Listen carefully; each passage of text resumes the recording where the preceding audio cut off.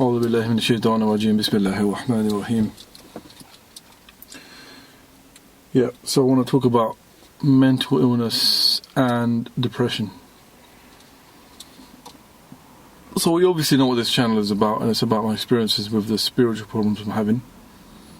My title of the topic is there, and I want to discuss this specific thing about mental illness, depression, because I think people are very, very confused.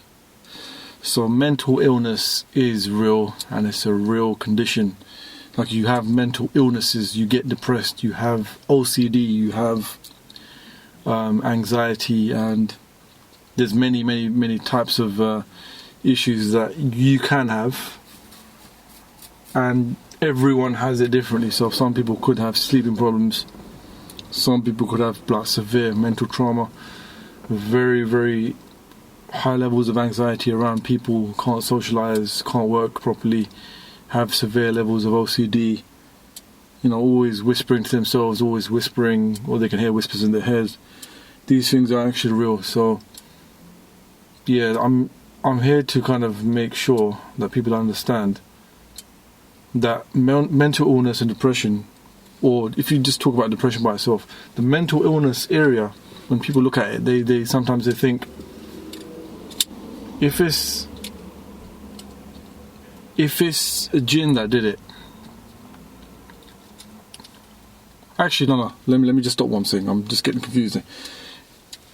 Mental illness could be triggered by a Jinn, could be triggered by the spiritual problems, and once you relieve yourself from those problems, you could find that the spiritual problems are the cause of your mental illness. And that's what I believe to be true, mostly for me, but not exactly everything is down to spiritual illness. Some of the issues I'm having are actually mental illness because of things I'm doing. It could be because of excess internet usage, it could be because I've triggered so much dopamine in my head, and because of that, the levels of dopamine I've got is quite bad, and so I need to rebalance out these so-called chemicals in my brain and my body. So you usually call that a chemical imbalance. And so mental illness, or symptoms of mental illness, can come from just lack of sleep,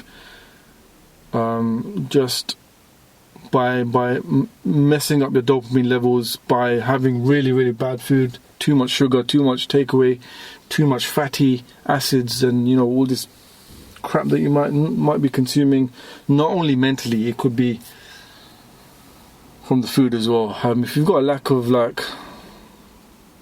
if you've got no sort of social life with friends, family, it could make it worse. If you're always in your room, it could make it worse. But some people have, for example, depression because someone died, and so they get the symptoms because of that. And sometimes when they get over that, then they get relief, and then they're just back to normal. But sadness and depression are two different things. Going through temporary sadness is not depression. Depression is severe. Like, it's severe, so you can't concentrate, you're not motivated, you got no energy, you're not bothered about this and that, you're always sad, you're always irritable, you're always angry and snappy at people, you don't give a monkeys about people, you don't want to get married, there's a whole load of things that come with it.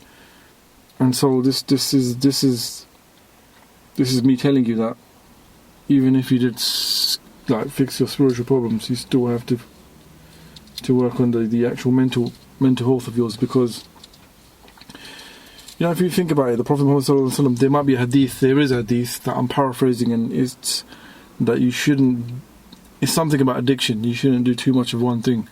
And so in this day and age, we consume ourselves of excess internet usage, YouTube. Some people are even sinning, watching pornography, and just people out there just binge eating rubbish all day and all night, and they ruin their bodies, chemical balances, and the sort of good state that they're supposed to be in. They're not exercising, and so they making things worse for themselves. And so you need to understand that if you have mental illness, you need to work on the little things you can and progressing your way. And it's a bit like exercise. At the beginning, you start exercising, you don't like it, you can't stand it, but eventually it gets easier. And so I think with mental illness, there are natural means and medicines and advice that people have given on the internet or from doctors or whatever that might work. For some people, it might be pills. Now, pills for depression is something I wouldn't go down. For myself, I tried some fluoxetine. There was another one, I can't remember the name of it now, but I think I tried a couple and they ruined my brains and I couldn't work.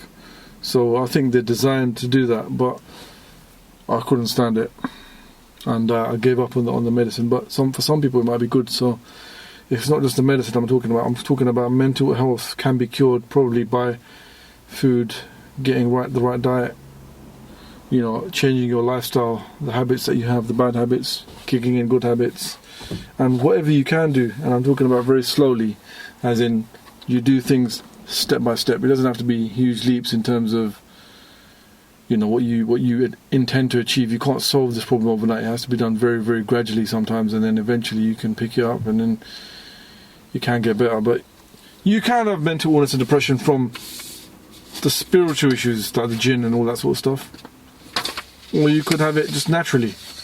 I actually believe that most people suffer from depression and mental illness without the spiritual issues, because I think people underestimate the modern life, and most people are going through, for example, cases where they're just sitting at home in front of the computer, in front of the mobile phones, no social life, no this, no that, and so they've picked it up from somewhere kind of at home, or because their life's not exactly correct. So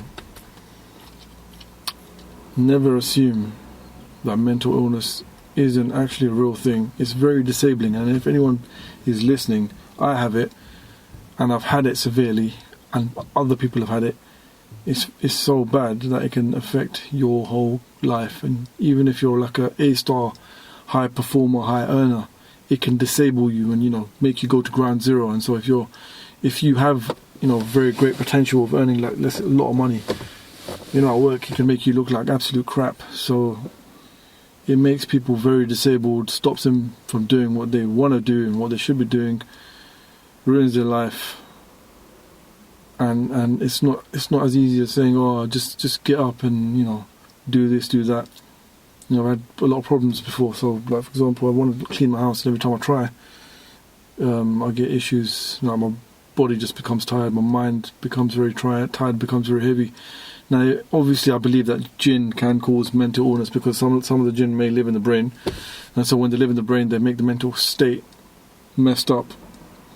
And so, unless you do the Ruqya, unless you have relief somehow, some way from that Jinn, they can hold your brain into such a state that will make your problems far worse. And if you're making it worse yourself by carrying out or doing certain things that trigger the illness, then obviously that's going to make it worse on top.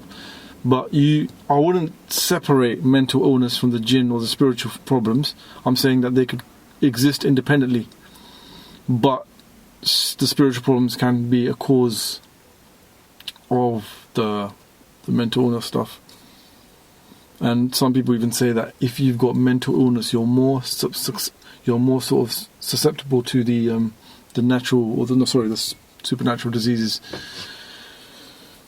So yeah, I'll probably talk about different topics which are in relation to this one. So for now, I just wanted to discuss this point that when people say it's just a load of rubbish, trust me, it's not. It's not. There's a reason why Allah subhanahu wa ta'ala has made all this food, all the good food, because it releases the goodness, the good nutrients into your brain, into your body to re-establish a certain type of energy that is needed by the brain, is needed by your physical body, for your muscles, for your eyes, and so forth. And there's a reason why you're supposed to sleep at night 8 or 9 hours a day.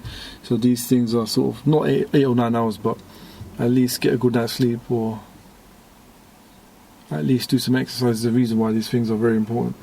And so yeah, if you can leave your comments in the description box about your experiences with both spiritual diseases and mental illness and depression, that would be kind of useful for everyone as well.